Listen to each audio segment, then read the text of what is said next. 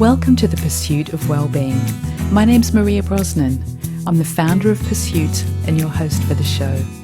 We're dedicated to providing wellbeing information, inspiration and support for teachers, leaders and school staff around the world. My guest today is Ross McGill, a man that probably needs no introduction, but I will give an introduction. Ross is the founder of Teacher Toolkit, the company he started in 2008 with a simple Twitter account. Ross is an experienced senior teacher with a career history spanning 25 plus years, working in state schools across London. He's also an award-winning teacher, author and blogger. He's frequently asked to speak at national conferences across the world and is asked to reflect on educational developments around education policy. In 2015, Ross was nominated as one of the 500 most influential people in Britain for his influence on education, with his blog and resources having reached over 11 million people. That is a phenomenal achievement. Can I just say, Ross, that is a phenomenal achievement. Thank you. My family won't speak highly of me compared to all these things written down. Well, I haven't even finished. He's the author of 7 books, including Just Great Teaching, Mark, Plan, Teach, 60-second CPD and more, which you can find on his website. And I get all that in, crikey. I know. And one last thing, he's currently training teachers and studying for his doctorate at Cambridge University. Ross, welcome to the podcast. God, that last one, it reminds me I need to get there on my research. I'm running out of time. I've literally got 5 months to upgrade. Crack on. Yeah, I'll be fine. Fine. Cool. I like that pressure. Great to meet you, and thank you so much for joining us today. That's my pleasure. Hello, everyone. I think, it's a great day as we're recording this in October. And after all everybody's been through this year, I'd like to start with, could you share some of your tips for having a happier work life? Well, so I've been through the whole bell curve with workload as a teacher, and the blog, became a full-time job in its own right, which I tried to manage for easily 5 years on top of working 50 to 80 hours a week as a school leader. All my own doing stroke passion, I suppose. But I guess when I started to recognise that I was burning out and it was starting to impact on family, as well as my performance in the classroom, as well as my performance at home, but being a good dad and, a husband and things like that. Recently we got a border collie puppy, and it's been the best thing that we've done for me, especially. It's the only way that it gets me to switch off. 2 walks a day, and lockdown, I did the kind of purchasing a bicycle. My boy got his bike upgrade, I suppose, off stabilizers in May of lockdown. So it was a good excuse to get myself a bike, and then suddenly I could take the dog for longer and faster walks. And border collies, as you know, got notoriously high energy. So it was good to kind of double up on my fitness as well as tire the dog out. So that's been the best thing for my own managing my stress recently. And I'm 46 now. Probably in my early 30s, I wouldn't have been interested in doing stuff like that. Your priorities and your people around you are different. Earlier on in my career, probably, gym or out partying at the weekend with friends, totally trying to separate myself from teaching altogether. But I think all in all, the advice I always give to teachers specifically is 8 hours sleep a night, a large bottle of water on your classroom desk, and you're 5 a day. And it sounds silly, but it is critical. Absolutely critical. And I like the doability of that. It's easy, and it's, we hear it all the time with 5 a day, that type of stuff. And sometimes, thousands of days in my teaching career, I wouldn't eat lunch. I'd go to work on an empty stomach, and I'd come home on an empty stomach. So it's any surprise that you get through. But that's the nature of teaching. Is very, very similar to the medicine industry, I suspect, as well. People working long shifts. Yeah. Funnily enough, I was just looking at Twitter before we started recording this, and there was a tweet about that, very much about lunch. Who has lunch? As if there's no expectation of having lunch. And as I'm a wellbeing consultant. Wellbeing is my thing for 30 years. I've focused on wellbeing, and it's just so critical but we've squeezed it out of teaching. What's the answer there? How do we find time and space to take care of ourselves? I think, and I'm far from innocent, but I would probably, you go back to teaching research on wellbeing, you'd struggle to find any academic sources maybe 8 or 9 years ago, but now it's in abundance. And, I suspect in the next decade, we'll really start to see research saying that happier teachers, schools with great wellbeing policies are producing better outcomes. But, the jury's still out for many people. But the real point I want to make is we have people within our own profession treating others as unprofessionals. So I'll give you one example that I heard recently. A teacher at home who's tested positive for COVID, being asked to set cover lessons, which in the teaching sector, that's pretty standard, setting cover lessons at home for most people, which saying it out loud is just bizarre. Using your own phone to contact parents and children to check in while you're also sick at home with COVID. And that's a request from a school leader. So, several questions. One, it's highly inappropriate, but two, why work in that school? And two, why do school leaders do that to teachers and then worry we have a recruitment crisis? And then there's no perfect solution, but, some of these simple human attributes are being lost and squeezed and whatever the word, but just, we're doing very inappropriate things to each other. So, teachers want to be trusted and respected, but yet we do these things to each other. So it's any wonder that parents and politicians don't give us the respect that we desire because we don't respect each other. Big subject there. So where does that start then? Does that start with respecting ourselves and our boundaries? Well, you think of all aspects of school life. The government underfunds schools, full stop. Early today there's an announcement coming out that they're now cancelling all the kind of budgets for training and whatever else and recruitment, despite 7 years of missed recruitment targets and a decade of underfunding. But we all know through COVID, unemployment figures out today, 1.4 million people. And 9 million people still on furlough. There's been a huge shift of people going towards teacher applications. So, if I work with Office for National Statistics alongside the government, I say, look, we've got loads of people coming over to teaching. We're not going to have this recruitment crisis. Let's get rid of this funding here. We cannot have a world-class education system on a shoestring budget. It's simple as that. And we all know that research always says the quality of teaching matters, but if you just getting people to get their QTS status and then stick them in the classroom, whether it's through a fast track route or a bit more deep and meaningful, without the kind of support around them, especially in the first couple of years, as we know with teacher attrition, we're just repeating the same old. So the vast majority of these politicians do not have a Scooby-Doo. And what's the answer there? Well, the answer is highly complex. I guess that's why I started blogging, because I wanted to share the reality. So now, 12 years later since I've been blogging, you've got all sorts of people doing it in any industry, whether it's on the front line of NHS or undercover as a police officer, and it just raises awareness, and people grow a kind of popular followership, I guess, through being known, being liked for their content, and providing some reliable data that challenges orthodoxy, I suppose. And I think that's what I've done. And you can't, Marmite with social media, not everyone will like you, not everyone likes what you have to say.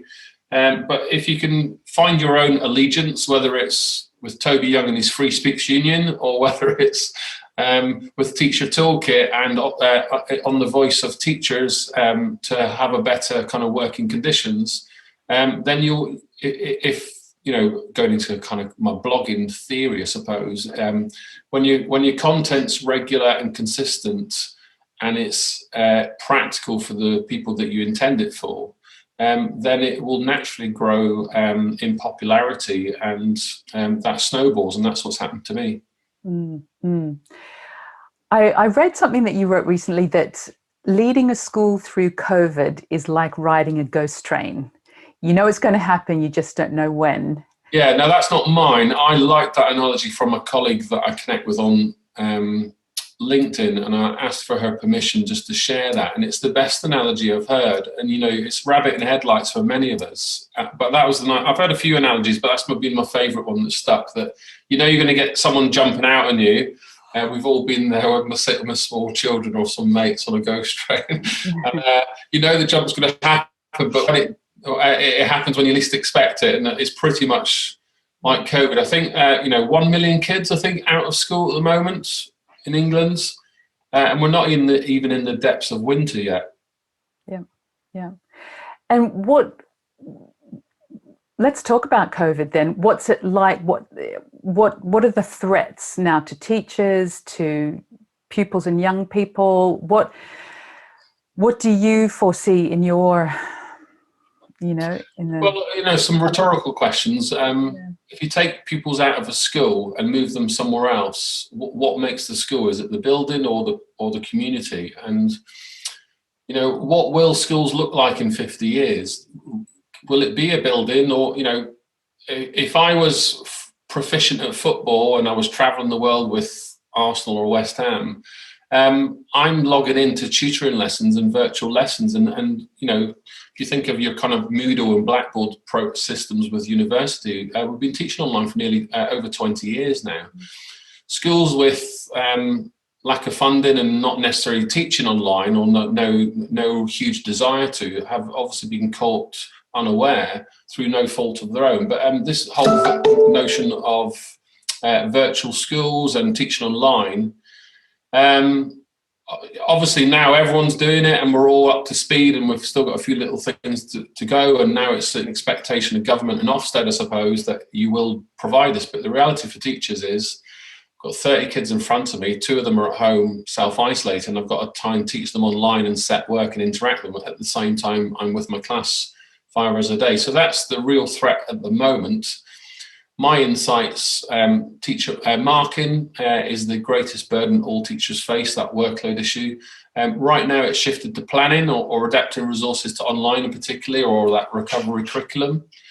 So those are the kind of immediate threats. I think the long-term threat is we've got a perfect opportunity to overhaul assessment in particular, and we're just going to go and do what we've always done. Kids are going to sit exams in a hall, and then they're going to be ranked and filed from top to bottom, and we're going to just keep perpetuating this myth that exams are the best indicator of performance, and our disadvantaged or pupil premium kids have to really work harder than most, to try and even get an opportunity to get into college or university or whatever it is. So that's currently, I see, the kind of biggest threat stroke regrets to the education system as we know it. And in terms of this ideal opportunity to reform the system, where do you think we're missing a trick there? And I know that we're straying a little bit from Wellbeing, but I think all of these things impact Wellbeing so directly and so powerfully. It's worth the discussion, I think. What trick are we missing, and how could we not miss it? You know, how do we? Well, I think as ever, people will say this in any workforce, it's when the government have a disconnect from people on the ground. So all the kind of things that I read and are part of, or was part of when I was a teacher, is when teachers are around the table informing policy, the kind of, I guess, the announcements or recommendations are a bit more respected if the general population of that particular industry are aware that there are people representing them, not just union representation. So I think that's the trick. But, you know, we're all working under new circumstances, having to respond very quickly. And, you know, who'd want to be the Prime Minister? I mean, you're going to get it in the ear from all angles, regardless of what you do. But, you know, when you think of other departments such as Gavin Williamson and whoever else doing their bits, I'm sure they've got the same pressures. And you whatever political ideology you have, you're always going to get it in the ear for whatever you do. But I think my preference, particularly with education and teacher well-being and disadvantaged pupils, is we need to get to a place where education policy is a kind of cross-party political interest stroke protection, and that we have some common goals. But I always ask this question, which is fantastic. Do you believe in some people succeeding or just some? And there will be some people that will just believe just some. So if you think of grammar schools and whatever else, there you go. And then we think of parents that might be on high salaries and sending their kids off to certain schools. They don't necessarily want Ross from people premium background who carries a knife in his pocket and, you know, difficult circumstances at home. So this illusion of parental choice, I believe all schools are good, you know, regardless of Ofsted gradings. The bottom line for parents, I guess, is safety and happiness, and then getting an education that will lead towards a career that the children choose. But there's so many forces. You know, opportunities into college, industry's perceptions of skills and all those types of things. I don't know what the answers are. And certainly through COVID, it's going to make it even more difficult. I think, you know, I was reading the research by Education Endowment Foundation that our disadvantaged kids, I've seen, you know, a decade behind. I've actually read something somewhere. I'd have to dig out the source, but I think 500 years I read somewhere for disadvantaged kids to catch back up on the work that we've done over the last 10 years. I'd have to check that source and Can you say that again? I think 500 years seems far-fetched, but I'm absolutely certain I've read or heard that somewhere, that's how long it would take. The work that's been done over the last 10 years to get to level the playing field with disadvantaged kids has been undone, and it would take that length of time to get back to where we were. But I'll say it with caution. I'd have to check the source. But, you know, regardless of the time frame, we all know that our disadvantaged pupils are going to be pushed really, further behind. But, you know, things like the National Tutoring Programme starting and other things that are going to help. You know, I am optimistic in some aspects, but, you know, that announcement just that I read before we came online about the training budget's been taken away because we've now got loads of people that want to be a teacher. You know, we can't achieve this world-class education system that I think we all want, not just if you're on Gavin Williamson's team. Talk to me about what your insights are from social media, Ross. What do you... Oh, where to start? Yeah. So it all, you know... Just in current times, just in what's a kind of a snapshot of what... So my Twitter channel is the easiest place to go to. In a normal month, I'll get 10 million impressions. So that's how many people will see my tweet on their device. Right now, that's dramatically reduced to about 2 or 3. And for me, you know, predominantly the vast majority of people are teachers that follow me. 75% are UK audience. So if it's dramatically reduced, I'm always thinking, am I sharing the wrong things, you know, not relevant, that type of stuff. And I understand I'm not in the classroom and I'm not necessarily sharing things that teachers may be talking about currently, but the resources I share, I do think will make a difference. But having done this for a long time now, it suggests to me that, you know, the working habits of teachers, which is, you know, pretty much shaping and influencing my own academic research, is that you come home 7 o'clock at night, kids to bed, have a bit of tea on the sofa, go back to bed with all the COVID stress. People don't have time for social media at the moment because they're just, anxiety is much higher. So that well-being aspect of school life is a bit more stressful. The example I gave you earlier, I might have COVID, I might be self-isolated, or I might be in school teaching socially distanced with 20 kids in the classroom but 10 at home, and I'm having to do a double up act of delivery online in the classroom and at home, as well as physically in the school for 5 or 6 hours a day. And then, you know, the kind of surveys that I've been conducting, planning and meetings have now become the biggest workload issue. And it's just how our profession is responding to the pandemic. I understand it.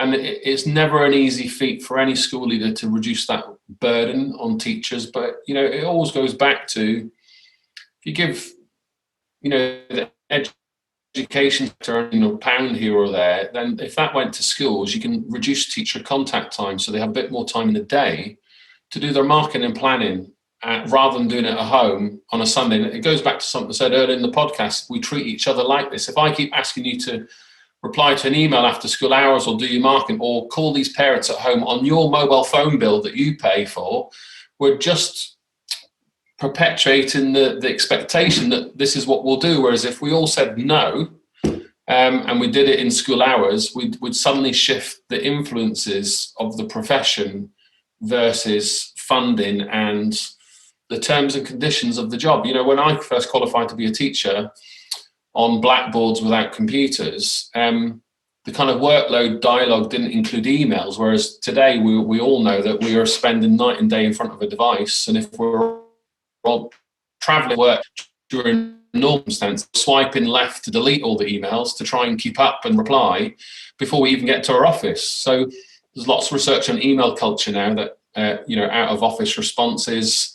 A great source in Germany that if you email me over the teacher holidays, your email's automatically deleted. It notifies you and it asks you to send it again when I'm back in the office. And I love that. And it's little things like that that can help improve our own understanding of each other's well-being, as well as our own and our expectations of working and how we want others to also work. But there's a great TED talk by Nigel Marsh about well-being, and it's a good 10 plus years old, but when I watched that, it really was a eureka moment for me. And he said, if you do not define your own version of work-life balance, someone else will define it for you, and you might not like their definition. And it really resonated with me. So from that point, I deleted the apps on my phone that connected me to work. I've came up with other little simple ideas for me to at least have a reference point if I needed to do anything. But I really started to take control of, particularly the notifications, because I had, the school leadership life stuff going on, as well as 4,000 or 5,000 tweets a month, and that's just Twitter, never mind my website, the cart checkout stuff, and all the other platforms as well. So I had to take back control. And what would you say to somebody listening to this who is a teacher, maybe a middle leader, maybe a senior leader, who is saying, yeah, that's easy for you to say, for me to put these boundaries in place? How do I actually do that? What advice would you give to somebody to say, I need to take more control of my... Well, my best friend's father, who passed away about 10, 15 years ago, the best piece of advice he said to me was, people do what they want to do. And that's it. If people want to work 80 hours, they will.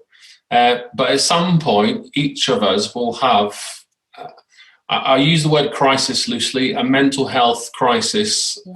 God forbid that we do, but if it does come to you in some shape or form, it's either going to impact on you personally or the people around you. And, we all have different forces in our life, whether it's happiness with your home circumstances or not, or kind of things lurking behind the scenes. But people do what they want to do. So if people want to work, if I run home at 3:30 to go and pick up my son on the school run, I shouldn't give that perception, or be given the perception that I'm lazy and I'm running home, because I might run home, do the school bit, put him to bed, and then at 7 or 8 o'clock I'm catching up with my emails, and I want to work then when it suits me and my workload rather than suit someone else.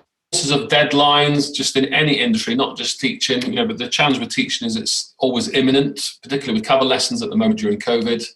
That increases anxiety and stress and all sorts of things, compared to, like you and I sitting at home now without 30 kids around us, and you don't have 5 hours of lessons tomorrow with 30 kids in front of you. It's a huge stress. And that Sunday night feeling, a lot of teachers will know what that feels like. And if you're a former teacher like myself, to remove that, it's a huge burden lifted. And I'd only say now, this is my 4th year out of the classroom full time. I find Sunday nights are a very happy place, whereas for 25 years, I wouldn't say all of them, but the vast majority were not very comfortable circumstances. And I'm talking like, meeting your friends for dinner, popping to the cinema on a Sunday night. I would never, ever have done anything like that, probably in the last 10 or 15 years of my career, because of the this, you know, I'm a design and technology teacher, so if you go out and have a glass of wine or something, I'm not saying you get the shakes, but you know, you've got to be, if you're using machinery and you've got 30 kids in front, you've got to be on top of your game. So just that, but then if you're going out and you're having that meal with your friends to try and improve your well-being, you have a late night during the working week, 11 o'clock, and you're out of the house at 6:30 and at your school desk by 7:30. To be one step ahead of the kids, and you've got 30 emotions in front of you, it's high pressure. And it's not like being a pilot or a doctor. I appreciate it, but it's a difficult profession, and it's very easy for teachers to burn out. I do think, how on earth did I manage 25 years? Yeah, I know it's common, and I see it. I'm in schools, well, online or in schools, a lot, and I see it, and it's heartbreaking, because then we're losing so many talented people. We need to be looking at this in different ways, and as you say, it's not an easy situation to resolve. It's complex. I fully appreciate that. Oh, where to go, Ross? Where should we go from here? Yeah, what's life like for you as a blogger? It's good fun. I mean, I'm just looking to the side of me now. I mean, I've naturally, through no fault of my own and no desire, I'm in pretty much the world of kind of education, PR and marketing. And although I enjoy it, I don't want it ever to be the only thing I do. My passion's in the classroom with teachers and kids. And before lockdown, I was doing that in schools all around the world. So I can't wait to get back out, really. But the push-pull challenge for me was doing my own stuff, sharing resources and ideas and opinions on my blog, writing my books and my research when I can get down to it. But, you know, I get a lot of product placements, I suppose, as the official title, I guess, that kind of influencer type. And I've been doing it for 7 or 8 years, and it started through companies offering me some freebies to trial in return to tweet or blog about it. And now it's, you know, probably 5 years ago, it started to be great things for the school, you know, where it's be saving the school 20,000, £30,000 in various products and site licenses just for me to share the resource or blogger journey of how we used it. But the issue was it blurred the lines of my work and my blogging life, and the school would benefit, but I would be doing the work after school hours. So sometimes it would suit the school, and then I could kind of half do a tweet or a blog at my office desk after school hours, or more often than not, it was at home till midnight or on a Saturday or Sunday. It just became too much. But you know, working with UNICEF, Microsoft, the Department for Education, not yet Ofsted, but that day will come, I'm sure. The Red Cross and anything and everyone, the Education Endowment Foundation, and just thousands of different software companies. It makes my lens wider, just like the blogging data does. It tells me what teachers are reading, as well as me being in school. So I kind of, you know, got that macro lens of the teaching community, and in also different countries in the world. So, you know, professionally, I've been to about 15 countries in the last 2 years. So my insights, which is what I tried to put in my book, Just Great Teaching, was just trying to unpick the challenges all schools face, but how they deal with them in their own context, you know, whether it's a country or a part of the UK or a particular building or particular school structure, whether it's grammar, independent or what have you. So yeah, my blogging life, when people ask that question, why not a head teacher, you know, and I've done various acting, very temporary kind of acting headship roles in my, you know, cover for the day or a week or term, nothing significant. But I've been a virtual head teacher.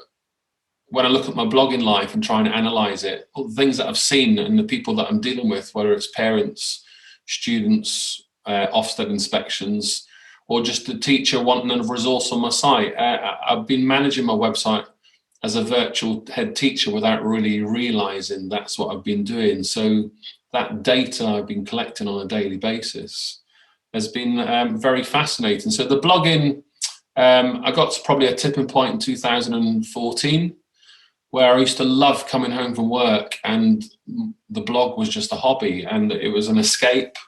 And I think my boy was probably, what was he, 3 years old. So it was just something to do, because you don't necessarily get out and see all your mates as much as you used to. So it was just something to do at home, on the sofa, on the laptop, and through no fault of my own, or maybe it's my fault, it's become a full-time job.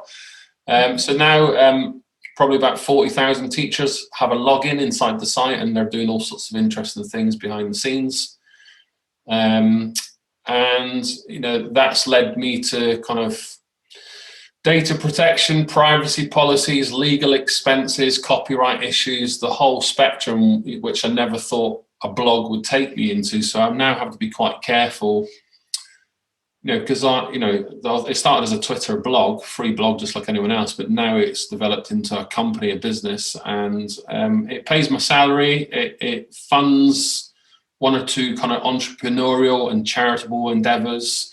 And when there's a little bit extra cash in the bank, I can kind of go off to the far reaches of the UK and work in some disadvantaged areas that can't necessarily pay your usual CPD, never mind whether I'm cheap or expensive, just to get out and do some work that's of value, I suppose. But I need to put food on the table, and the blog has given me another conduit to do that. And probably about 2007, in fact early, maybe 2014, my blog was turning over an advertising income that was equivalent to my teacher salary, school leader salary. So it's a huge sum of cash. So, a long story short, when I lost my job to teaching and took redundancy and then had to sell my house to clear my debts, my blog gave me an opportunity to reinvent myself. And then soon it started to make an income.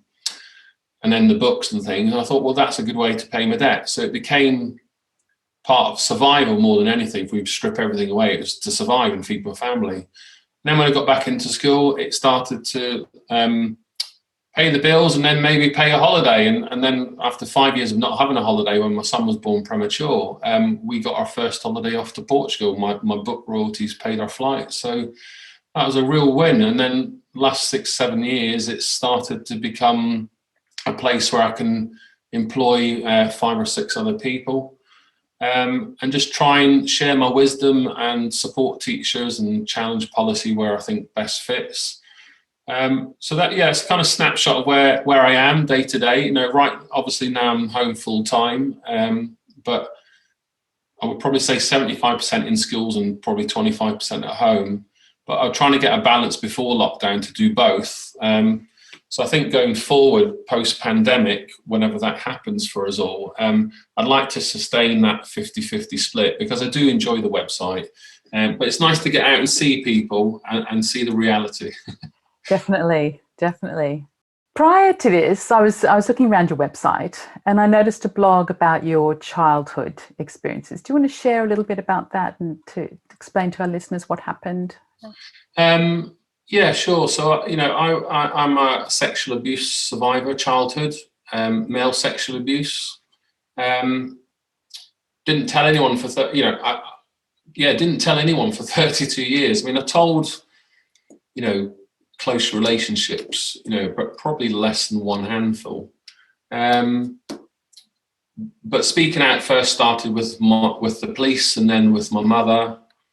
And then kind of immediate family, and then go into a place where, so if people read the blog, they'll see that it kind of starts off with a safeguarding perspective as a teacher, and how organising a safeguarding event at my own school as a school leader, sitting on a table, talking about it, or not me specifically, but the trainer at the front of the room, talking about that, some people in this room may have experienced it, and then to hear a colleague next to me say, yeah, right, under his breath. And for me there to not challenge it as a school leader, number one, but two, as a sexual abuse survivor, made me think, right, I need to sort this out. And that was in 2011. So we're looking at 6 years later before I even got to a place. So it's been a big journey for me, 32 years.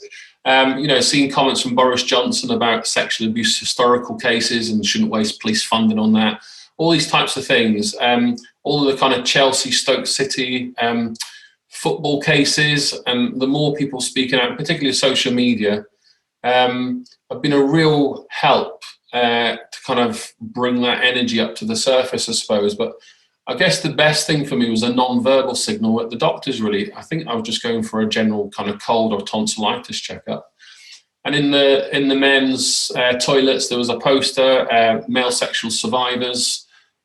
Survivors UK is the charity, a London-based organisation, and they just had a green badge.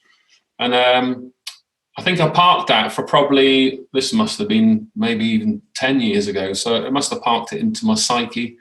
Then saw it again, and then as more things brewed along, I contacted them, and then they sent me a huge bag of green badges. And then one of my own ways of starting to learn to talk about it was wearing the green badge on my suit. So you might find one or two pictures on my website or social media with a green badge on my lapel. And I wore it because I knew one day someone would ask me. And the funny thing is, although it didn't happen on the high street, it was one of our best friends that came round to our house at the time and just fleetingly said, "What's that?" And there I was in front of my wife for the first time having to tell somebody.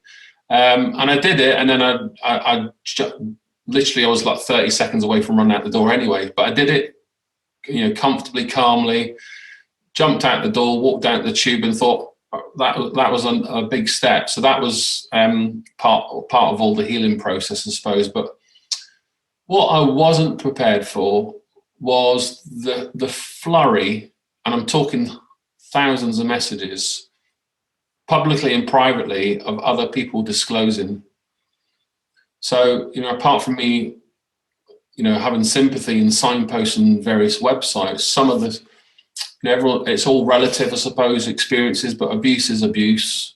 But some of the stories are just shocking, and, you know, I had mums leaving me voicemails on the phone saying, "My son's just read your blog and we've discovered it's my husband," or another chap has kept it quiet for 60 years.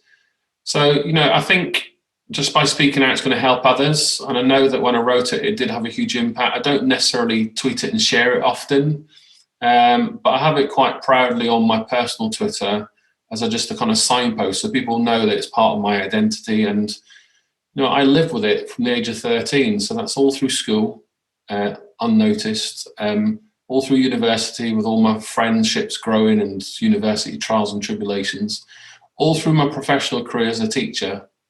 And I think also being out of school, I know recently, before I left full-time teaching, I started to slowly talk about it subtly in some conversations with individuals, but then going public on my site and knowing the platform I had, I thought it would be a missed opportunity, and plus good therapy for me. I never really pursued counselling, which I don't necessarily regret.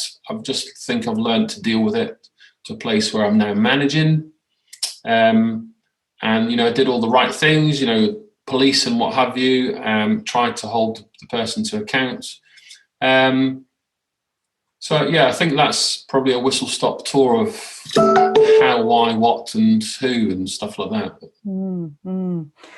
Thank you for sharing that, Ross. And what would you hope that people listening to this would do, either on their own behalf if they've experienced something like this, or in a safeguarding issue if they're suspecting? Well, I think one is there's always going to be someone else, sadly, who's probably experienced the same thing as you. So there will be someone that's ready to listen or can share their own story or experience of how they learned to deal with it, whether it's privately or then went public. You know, I guess being able to talk about it's the help, you know, just like I'm doing now, it's good therapy for me. But otherwise, it just would have been a conversation that I never spoke about, ever. So that'd be my advice. There'll be someone out there that can help. There'll be definitely a charity. I think it raises awareness. Ultimately, what we're trying to do is, you know, educate the next generation so that these things stop happening. But, you know, recently there's just something in the press about the Church of England. You know, these things are horrific. There's no place for any forms of abuse in our society, particularly in, you know, a leading country such as ours. But it just makes your heart sad that, you know, whether you're an adult or a child, it's just not a very nice thing to do to another human being. So I hope that people listening maybe get some reassurance. Dad's got already. I'm so scared. My son. I'm being demanded to go and play football with my son there. But yeah, that's why Freddie's my inspiration as well. I want to make the world a better place, so I can only use my own resources, which are my own stories. Here he is again. Wait, do you want to play football? Because you're always on the computer and I know that.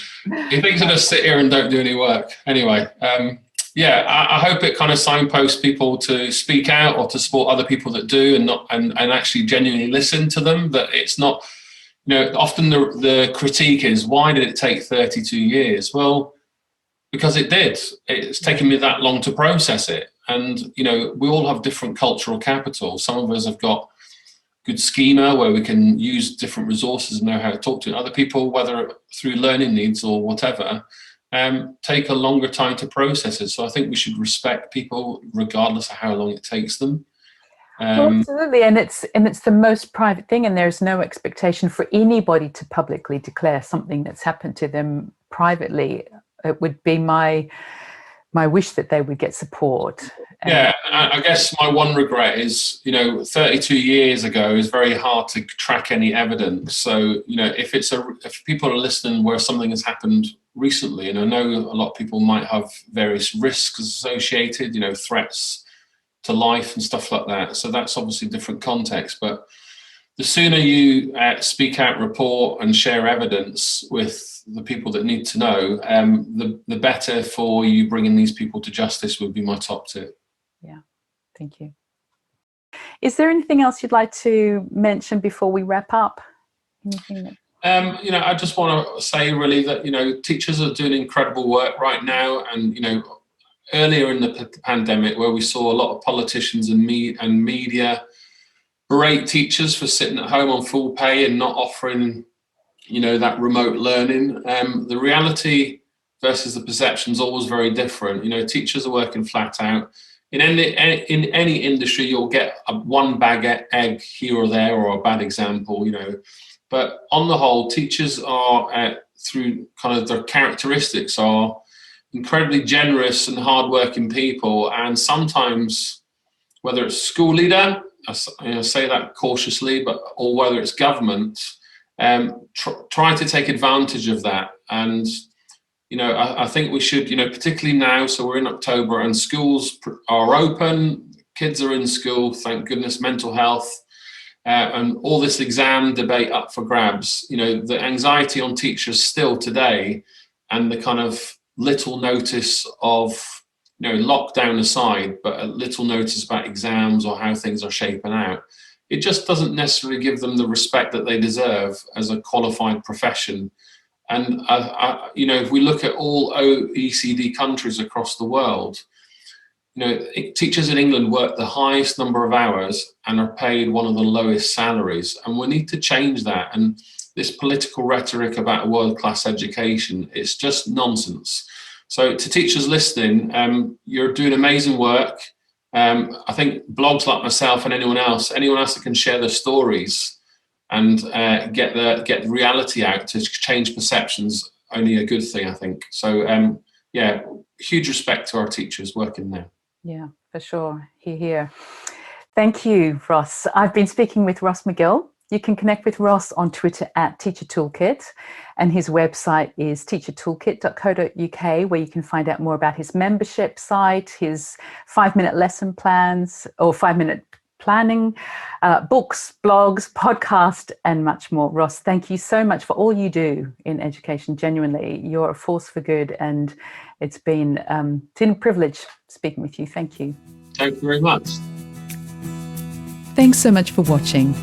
Check out our website, pursuitwellbeing.com, for information about our 5-step wellbeing action plan for teachers and school leaders.